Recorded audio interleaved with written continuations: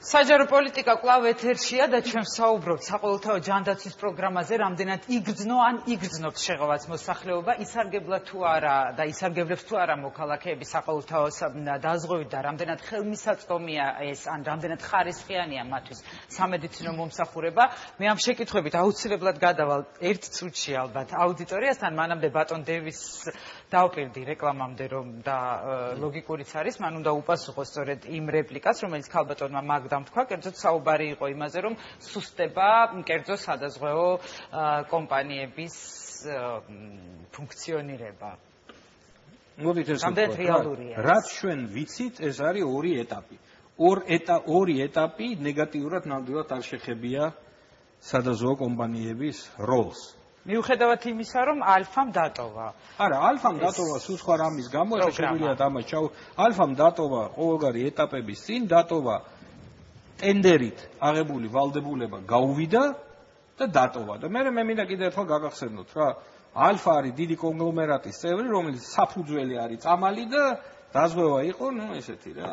დამამშვენებელი ამის. ალფას განცხადება იყო ასეთი, რომ მან დატოვა, იმიტომ რომ ნეგატიურ გავლენას ახდენს ეს მის ბიზნესზე. შეიძლება, ძირითად ბიზნესზე წამლებზე. შეიძლება გავავრცოთ ეს თემა, მაგრამ სპეციალური გადაცემა დაუთმოთ.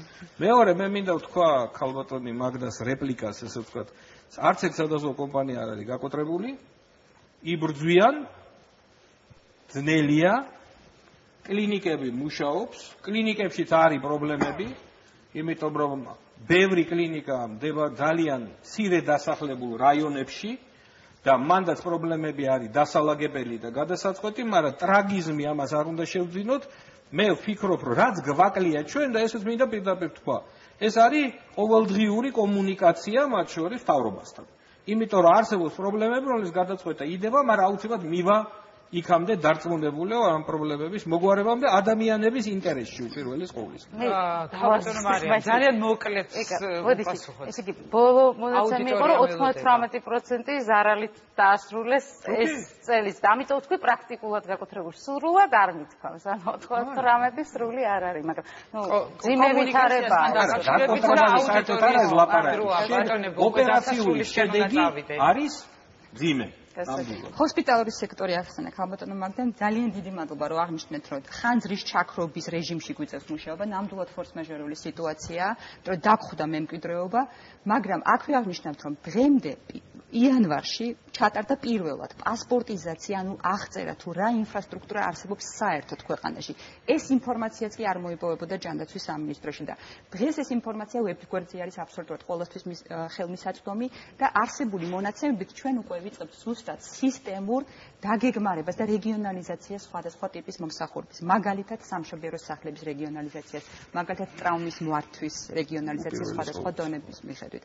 ანუ ეს პროცესი დაწყებულია, რაც შეეხება ონკოცენტრს, იქნება სტრატეგიული მიმართულების დაწესებულებები. ჩვენ ძალიან შორს ვართ ნაციონალიზაციისგან ჰოსპიტალურ სექტორის პირიქით.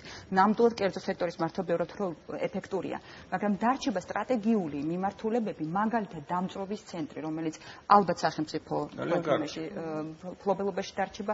ონკოცენტრი ზოგადად ონკოლოგიური პრობლემა არის ძალიან დიდი და ჩვენ ვფიქრობთ, რომ სახელმწიფო მაინც უნდა შეინარჩუნოს თავისი გავლენა ამ ეტაპზე. სანამ კიდევ ერთი წამი უნდა მოვიხადო ბოდიში აუდიტორიასთან, აუცილებლად არ შემიძლია ეხლა არ კითხოთ, თქვენ სწორედ რაღაც ცენტრებზე საუბრობთ, ტრანსპლანტაციის ცენტრად შეეხება, თქვენ იცით ეს თემა, რომელშიც ჟურნალისტები ვართ ჩართული, კერძოდ იტო ცინცაძის სახელობის ფონდის თემა. ჩვენ მივიღეთ უკვე გარკვეულწილად დაპირებები და ერთ-ერთი მთავარი პრობლემა სწორედ არის ის, რომ აქ ადგილობრივად არ არის ასეთი ცენტრი. გაქვთ თუ არა გეგმა და როდის უნდა ველოდოთ ამას? ძალიან მოკლედ. თავისთავად იდეა მისასალმებელია, მაგრამ ისე და ისე სწორი გათვლებია საჭირო და ჩვენ უკვე გვაქვს მოლაპარაკება ჰარვარდის სამედიცინო სკოლასთან და ამერიკის ჯანდაცვის ეროვნულ ინსტიტუტთან, რომ ერთად შევიმუშაოთ გეგმა, რამდენად ადეკვატური იქნება ადგილზე ტრანსპლანტაციის ცენტრის შემუშავება, რამდენად არსებობს რესურსები და რა ინვესტიციები იქნება საჭირო. მუშაობთ ამ საკითხზე და მადლობას მოგახსენებთ ამ თემის წამოწევისთვის მთელ ჟურნალისტთა საზოგადოებას. დიდი მადლობა თქვენ და ჩვენი აუდიტორია, მათ დარწმუნებული ვარ, აქვთ უკვე გარკვეული მოსაზრებები, გამომდინარე იქიდან, რასაც უსმინეს, რასაც ჩვენი სტუმრები საუბრობდნენ. იღებენ და გარდა ამისა თითოეული თქვენგანი იყენებს ალბათ არის ჩართული აი ამ პროგრამაში ან თქვენი ოჯახის წევრები მე მინდა რომ თქვენ აი ამ ხარვეზებზე თუ ხედავთ რაიმე ხარვეზს გაამახვილოთ ყურადღება ან რა მიგაჩნიათ დადებით და უარყოფით მხარეებად აი ამ პროგრამაში მოდით დავიწყოთ აწიეთ ხელი ვისაც გსურთ რომ გამოთქვათ აზრი გოგონა პირველ რიგში მოგესალმებით. მინდა გითხრათ, რომ მე იმედოვნებ, რომ თქვენი პროგრამა აუცილებლად წარმატებას პოვებს და მას შემდეგი ეტაპებიც ექნება და მე ერთი მოსაზრება მაქვს, რომ კარგი იქნება ამ გაფართოებულ ჩამონათვალს თუ დაემატება პროფესიული დაავადებების მკურნალობას თუნდაც შემდეგ ეტაპებზე მაინც. იმიტომ რომ ეს ადამიანები, რომლებიც გარკვეული მაღალი რისკის ჯგუფებს წარმოადგენენ და არიან სხვადასხვა განსაკუთრებით საშიში ნივთიერების და ასე შემდეგ პირობების ქვეშ, ქმნიან ისევ ჩვენი ქვეყნისთვის მატერიალურ დოვლას და კარგი იქნება თუ მასზე ვიზრუნებთ თქვენი სადაზღვეო საყოველთაო პოლისის მეშვეობით. დიდი მადლობა მოსაზრებისთვის. კიდევ ვირანდის, ვისაც სურს რომ გამოთქვას აზრი ამასთან დაკავშირებით, გადაეცით მიკროფონი. ჩართულია მიკროფონი. მოგესალმებით. მაინტერესებს არ შევხვდებათ სტომატოლოგიურ მომსახურებას. რამდენად არის გათვალისწინებული თვითონ ამ პროგრამაში? დიდი მადლობა. თუ არის კიდევ ვინმე ვინც ხედავს პრობლემას, დიახ? მაინტერესებს სადაზღვეო ზოგადად სახელმწიფო დაზღვევა რამდენად შეუქმნის კერძო სადაზღვეო კომპანიებს საფრთხეს იმით რომ რაიმე შეზღუდვები თუ ექნებათ ზოგადად რაოდენობასთან დაკავშირებით და რომელიმე სადაზღვეო კომპანიას თუ ხედავენ კონკურენტად რომელიც გამოიკვეთება ამ ეტაპზე. დიდი მადლობა შეკითხვისთვის, მაგრამ ამას უკვე შევეხეთ გარკვეულწილად. არის თუ არა კიდევ ვინმე, ვისაც სურს გარკვეული დადებითი და უარყოფითი მხარეების გამოყოფა ამ შემთხვევაში. დიდი მადლობა მოსაზრებებისათვის. სტომატოლოგიაზე იყო ბატონ ლაშა, თუ შეგიძლიათ რომ თქვენ უპასუხოთ. ითვალისწინებს თუ არა ეს პროგრამა? როგორც წესი სტომატოლოგია გახლავთ ყველაზე ძვირი სერვისი, გარკვეულწილად სამედიცინო სერვისებში, უცხოეთშიც კი ამ სერვისებს აქვს ეგრეთ წოდებული განვადების ხასიათი, ანუ კერძო დაზღვევებიც კი არ ფარავს სტომატოლოგიას, არის ცალკე კერძო დაზღვევის სახეობა სტომატოლოგიური დაზღვევა და იქაც კი რეალურად ეს არის განვადებით გადახდა სტომატოლოგიური სერვისებისა. ამ ეტაპზე ასეთი საკითხები არ განიხილება. ერთადერთი თუ ადამიანს დაემართა ყბასახის ტრავმა და ისე ვთქვათ დარჩა ასეთი სიცოცხლისთვის საჭირო კბილების გარეშე მას უმკურნალებენ და აღადგენენ. სხვა შემთხვევაში, რა თქმა უნდა, თვითონ სტომატოლოგია არ დაიფარება. და კიდევ იყო ასევე ერთი შეკითხვა რისკ ჯგუფებთან დაკავშირებით. რისკ ჯგუფები, ესე იგი, პროფესიული დაავადებები. როგორც წესი, ცივილურ ქვეყნებში დამსაქმებლის ვალდებულებაა ხოლმე დააზღვევოს პროფესიული დაავადებები, ან თქვა თუ საშიშ საწარმოში მუშაობს განსაკუთრებული შემთხვევებისგან თავისი დასაქმებული დააზღვევოს. ჩვენ ვფიქრობთ, რომ ასეთი ტიპის დაზღვევები უნდა დაინერგოს ამ ქვეყანაში, რომ დღეს თქვენ მოგეხსენებათ, რომ სავალდებულო ტიპის დაზღვევა საქართველოში არ აქვს. დაზღვევა არ არის მოგონებული იმისთვის, რომ სადაზღვეო კომპანიების ვთქვათ მოგებაზე ორიენტირდეს, ეს არის სოციალური ტიპის დაზღვევები, რომელზეც თქვენ საუბრობთ და ასეთი დაზღვევების გარეშე ქვეყნის ეკონომიკა ვერ გადვითარდება. დიდი მადლობა. მოდით გადავიდეთ კიდევ ერთ სეგმენტზე, აი ამ საყოველთაო ჯანდაცვის პროგრამის. ეს არის სოციალურად დაუცველებისთვის 30 ლარის ნაცვლად 60 ლარიანი დახმარება. გაორმაგებული დახმარება, რა თქმა უნდა, კარგია, მაგრამ არის თუ არა ეს საკმარისი იმ ადამიანებისთვის, რომელთა შემოსავლის წყაროს სწორედ აი ეს დახმარება წარმოადგენს, როგორ ფიქრობთ თქვენ? ჩვენ შორს ვართ იმ მოსაზრებისგან, რომ დღევანდელი სოციალური სქემები ადეკვატურია, ზოგადად საერთო სამომხმარებლო კალათის დასაკმაყოფილებლად, მაგრამ დამეთანხმებით, რომ 30 ლარს 60 ნამდვილად ჯობია და 24 ლარს თითოეულ ოჯახის წევრზე გაორმაგებული 48 ლარი, ვეროთ რომ მეტ შეღავაც მისცემს ჩვენს მოსახლეობას. აქვე მინდა მოგახსენეთ, რომ გაეროს ბავშვთა ფონდის გამოკვლევებით თუ კი 2012 წლისთვის ყოველი მეათე ბავშვი ცხოვრობდა უკიდურეს სიღარიბეში. უკვე გაორმაგებული სოციალური დახმარებით ეს პროცენტი მცირდება 7-მდე. ანუ ეს შეღავათი უკვე ეს სხვაობა უკვე მოხდება. დამატებითი საპენსიო ასაკის სოციალური დანამატებით ასევე არაპირდაპირად იქნება ბავშვთა მოსახლეობაში, თქვათ სოციალური დაცულობა გარანტირებული და აქვე არის რეკომენდაცია ისევ გაეროს სააგენტოების და მათი კვლევების დაყრდნობით, რომ იფიქროს სამინისტრომ ბავშვთა მოსახლეობისთვის სოციალური მიზნობრივი დახმარების შემოტანაზე, ანუ უნივერსალურ სოციალურ დახმარებაზე. ესეც მსჯელობის საკითხია, რა თქმა უნდა, თუ კი იქნება სახელმწიფო რესურსების მხრივ ამის საშუალება ჩვენ სიამოვნებით გავითვალისწინებთ თუნდაც ღარიბ მოსახლეობაში მიზნობრივ დახმარებას, მაგრამ ისევ და ისევ რესურსები არის შეზღუდული დღეისთვის და სწორედ ალტერნატიული რესურსების მობილიზაციაზე არის საუბარი. ქალბატონო მაგდა, თქვენი შეფასება როგორია? ის რა კომპონენტიც ჩაიდო უკვე აი ამ პროგრამაში, რამდენად საკმარისია სოციალურად? იცით, სამწუხაროდ, შეუძლებელია ხო თქვა, რომ როდესაც სოციალურად დაუცველ ოჯახს თანხა ემატება, რომ ეს არ არის მისასალმებელი, მაგრამ მე მინდა ცოტა უფრო განზოგადებულად შევხედოთ ამ საკითხს და ასეთ რამეს ვიტყოდი, რომ სამინისტროს ეს გადაწყვეტილება არის პრობლემის გადადება ან თავიდან მოცილება, იმიტომ რომ გაცილებით უფრო სერიოზულ პრობლემასთან გვაქვს საქმე და პირველ რიგში ეს არის რა, რომ უნდა შეიცვალოს ადამიანების სიღარიბის შეფასების კრიტერიუმები. ეს იყო წლების განმავლობაში ეს საკითხი იდგა და დღესაც დგას, რომ ადამიანებს ვაფასებთ მათი ქონების მიხედვით, მაშინ როდესაც უნდა შევაფასოს შემოსავლის მიხედვით. ანუ ის თუ რა უდგას სახლში, რა ნივთია და უშუალოდ რა ფართია, ხო, მის ესა თუ ისო, ეს არ არის განსაზღვრელი იმის, ამ ოჯახს აქვს თუ არა სტაბილური შემოსავალი. მთავარი არის სამსახური აქვს თუ არა, მთავარი არის ოჯახში შედის თუ არა ფული, მაგრამ კიდევ ერთ რამას მithkom, მე ძალიან კრიტიკულად ვარ ამ პროგრამის მიმართ განწყობილი, იმიტომ რომ მას არ აქვს მთავარი. მას არ აქვს ინსტრუმენტი, რომელიც ადამიანს დააძლევინებს სიღარიბეს. სოციალური დახმარება ეს არის სიღარიბის გახანგრძლივების შესაძლებლობა და არა დაძლევის. ის თუ რას აკეთებს სახელმწიფო, რომ ადამიანი აღარ იყოს უმწეო, ეს შეთავაზება არ ქონდა არც წინა ხელისუფლებას და სამწუხაროდ ამ კითხვას პასუხს არ იდებს დღევანდელი ხელისუფლება. იმიტომ რომ მთავარი კომპონენტი რაც უნდა იყოს, როგორ აღარ იყოს უმწეო, ეს პროგრამაში ეს არ არის. შეიძლება ნახოთ, მხოლოდ არის გაორმაგება სოციალური დახმარება. ქალბატონი მაგდა ამბობს, რომ ამ პროგრამაში არ არის სიღარიბის დაძლევის ინსტრუმენტი და ის, რასაც თქვენს თავაზობთ, სოციალურად დაუცველებს თუნდაც არის მხოლოდ მათი სიღარიბის გახანგრძლივება. რამდენად ეთანხმებით ამას და რას აპირებთ ამასთან დაკავშირებით? პირდაპირ ჩემთან შეკითხვა არ არის, მაგრამ მე შემიძლია ჩემი სუბიექტური აზრი მოგახსენოთ. კი, თქვენი აზრი მაინტერესებს და მე ქალბატონი მარიამე აუცილებლად უპასუხოს კონკრეტულად. სიღარიბის დაძლევის ერთადერთი გზა არის დასაქმება, რასაკვირველია და იმ ეკონომიური გაძლიერება ქვეყნის, რაც იწვევს ამ დასაქმების ადგილებსა და ვაკანსიებს. ერთადერთი გზა ეს არის. დღევანდელ საქართველოში ძალიან ბევრი ადამიანი არის დაუსაქმებელი, როგორც უმწეოთა კლასტერში, ასევე მიზევით.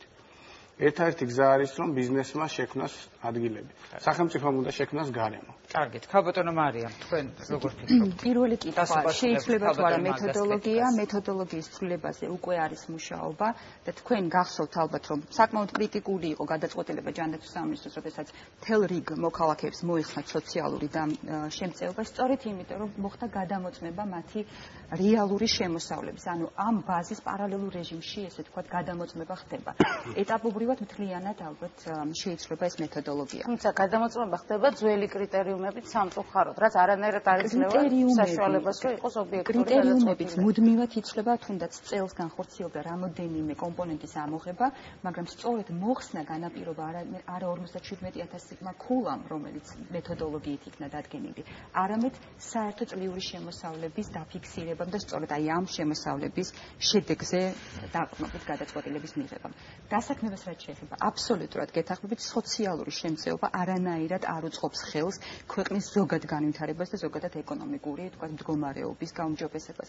მიმდინარეობს მუშაობა დასაქმების პოლიტიკასთან დაკავშირებით და ამას ჩვენი კოლეგა ბატონი კახა საკანდელიძე ალბათ გააჟღერებს, რომელიც სწორედ мотиваციის მექანიზმებს განიხილავს, როგორ შეიძლება სოციალური შემწეობების ეტაპობრივი ჩანაცვლება დასაქმების ხელშეწყობის. შეიძლება ითქვას თუ რომ ეს იქნება უკვე გარკვეულწილად მესამე ეტაპი, იმიტომ რომ ეს ყველაფერი ერთმანეთთან კავშირშია.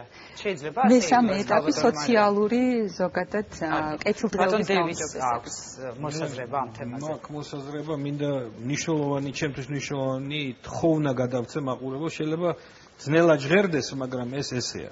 პირველი, ზომიერება არის ძალიან მნიშვნელოვანი სიკეთე ადამიანის. ჩვენ ხშირად ზომიერად გახდნენ ალბათ თუ რა? არა, ზომიერად გახდნენ ალბათ, ჩვენ არა. აი მაგალითად მე ყოველი ჩემი დღე იწყება დაახლოებით ვიღაცა მთხოვს, რომ დავაჩქარო კატარაქტის ანაზღაურება.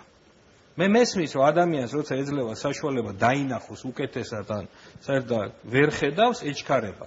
მაგრამ სოციალურ სისტემაში, მთელ მსოფლიოში, თუ გვინდათ რომ ეს სისტემა იყოს ეფექტიანი, ანუ ხარჯდეფექტური და ამავე დროს საჩვენო ბატონმა იმ დღეს რაღაც დისკუსიაში ვიყავ, თქვა ძალიან მნიშვნელოვანი რამე, როგორც წარმატების ერთ-ერთი საფუძველი სამედიცინო ჯანდაცვის სისტემის, რომ ღირსების გრძნობა კონდეთ იქ დასაქმებულ ადამიანებს, შენარჩუნებული, მათ შორის ანაზღაურების თვალსაზრისით. თუ ეს გვინდა, განსაკუთრებით ღარიბ ქვეყანაში, რომელშიც ვართ, ეს არ უნდა დაგვავიწყდეს არასოდეს. ჩვენ უნდა გვესმოდეს, რომ რიგიც იქნება, მოცდის პერიოდიც იქნება და ამიტომ სიმშვიდე და ზომიერება გვჭირდება. იქ, სადაც არ არის აუცილებელი დღეს, ჩვენ უნდა მოვიცადოთ, ისევე როგორც მე კოლეგებს ვუყვებოდი, ჩემი დიშვილი გერმანიაში ფსიქოლოგია, მაგისტრატურაშია და მუშაობს რა თემაზე. რომ ადამიანები, რომელსაც სოციალურმა სისტემამ ჩააყენა რიგში, მრავალთლიან რიგში სამედიცინო მომსახურების მისაღებად, ესენი უწევენ ფსიქოლოგიურ დახმარებას. ეს თემა ყველგან არსებობს და ყაირათიანობა და ეფექტურობა და ასე შემდეგ, ამას ითხოვს სამწუხაროდ. ეს ერთი. და მეორე, მათ შორის, რაც შეეხება მე ვეთანხმები ეკონომიკური განვითარების გარეშე, კერძო სექტორის განვითარების გარეშე, ჩვენ ვერ დავძლებთ სიღარიბეს. მაგრამ ჩვენ ისიც უნდა გვესმოდეს, რომ საქართველოში არის მილიონი ოჯახი და 9 მილიონი დასაქმებული ადამიანი. და ამიტომ იმათ აქვთ 600 ლარი საშუალო ხელფასი. და აქედან გამომდინარე, თუ შემწეობა ოჯახზე არის 250 ლარი, ეს უკვე რაღაც ისე თანაზომადი ისე კარგი არ არის. 250 ის ღარიბი დასაქმება ძალიან ცუდია.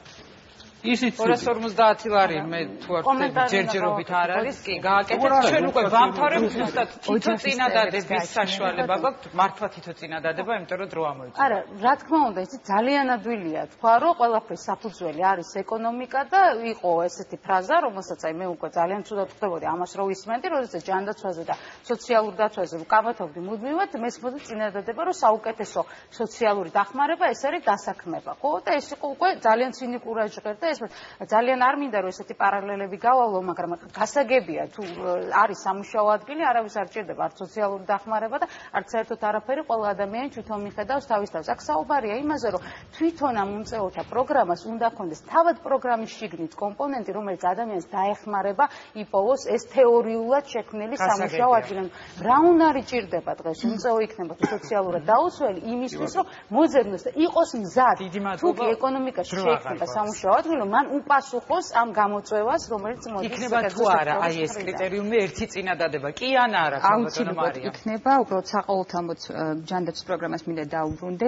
დღეს ვებგვერდის საშუალებით არის ინფორმაცია მოცემული, ანუ რას მოიცავს ძირითადი თემები გაფართოების პროგრამის და სულ რამოდენიმე დღეში მთავრობის დადგენილება იქნება ასევე ატვირთული და ყველას მიეცემა საშუალება, რომ დეტალურად გაეცნონ მეორე ეტაპი. ძალიან დიდი მადლობა ყველას. ჩვენი გადაცემის დრო ამოიწურა. მე მომავალ ხუთშაბათამდე გემშვიდობებით, მანამდე კი აქტიურად გამოგვიგზავნოთ თქვენთვის მნიშვნელოვანი და აქტუალური თემები, რომელიც გინდათ რომ შემდეგ გადაცემებში განვიხილოთ Facebook-ის გვერდზე ან ელექტრონულ მისამართზე საჯარო პოლიტიკა GPBG და დაგვიკავშირდით. ტელეფონის ნომერზე 249-355, ერთად ვიკამათოთ, მივმჟელოთ და გავაანალიზოთ ის, რაც დღეს საჯაროდ ხდება. ნახვამდის მომავალ ხუთშაბათამდე.